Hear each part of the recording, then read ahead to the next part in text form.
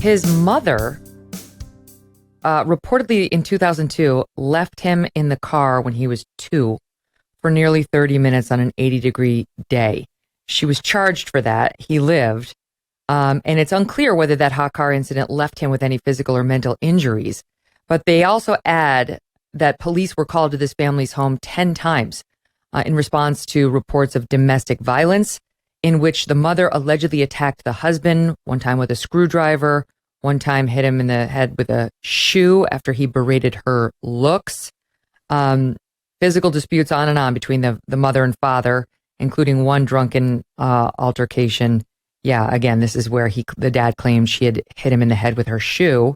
And she told police he had disrespected and belittled her, the husband had, by making disparaging remarks about her appearance, comments she claims spurred her to drink. Then there's a report from September of 2019 showing that the shooter, then 18, confessed that he had threatened to kill everyone in his family. And somehow this brought law enforcement into his life. I don't know if he was reported for it, but he told cops he had been depressed when he made the threats 3 days prior and nothing came of it. I assume you're not surprised to hear domestic violence in his past, drinking, heavy drinking by the mother, an incident in the car, the hot car, neglect, and so on. I have a million thoughts, but the most disturbing is that people that have overt thoughts of fantasy with a plan, I don't think they should have access to firearms for specified periods of time. Agreed. And they should be highly supervised, and that supervision should be mandated. And the fact that we don't do that is how people are going to die, including the patients, including the individuals themselves. There's a very close association between homicide and suicide. You just don't care about life. Yeah, I've got a million thoughts about this.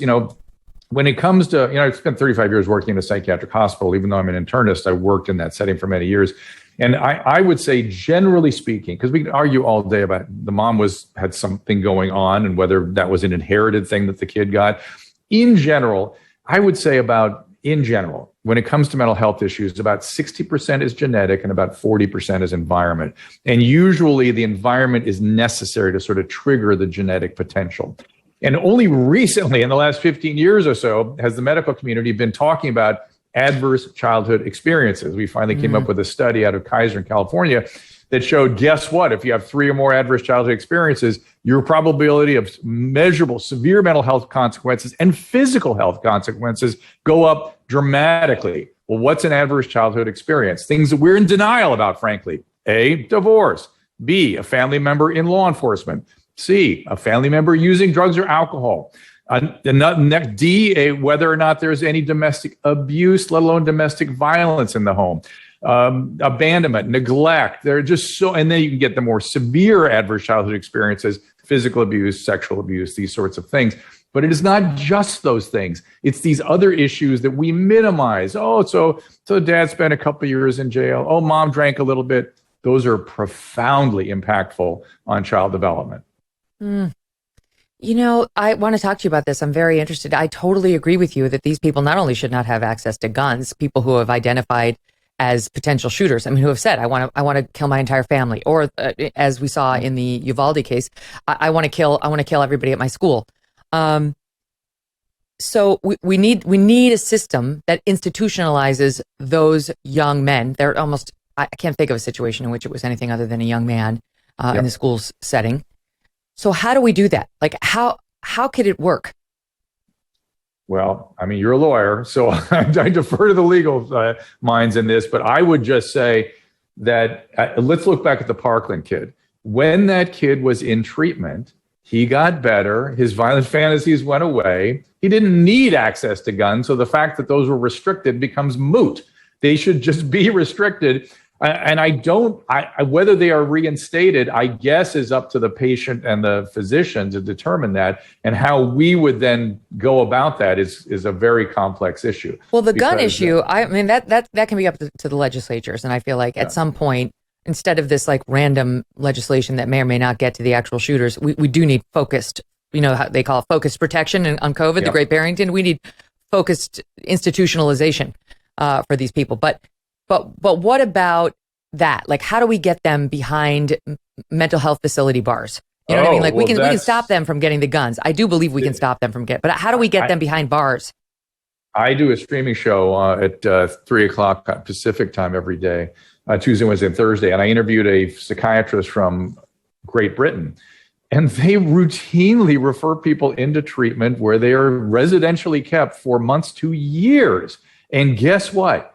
They get better in the vast majority of cases, and they are no longer a threat to anybody when they're properly treated. They think differently. They have insight into what's going on.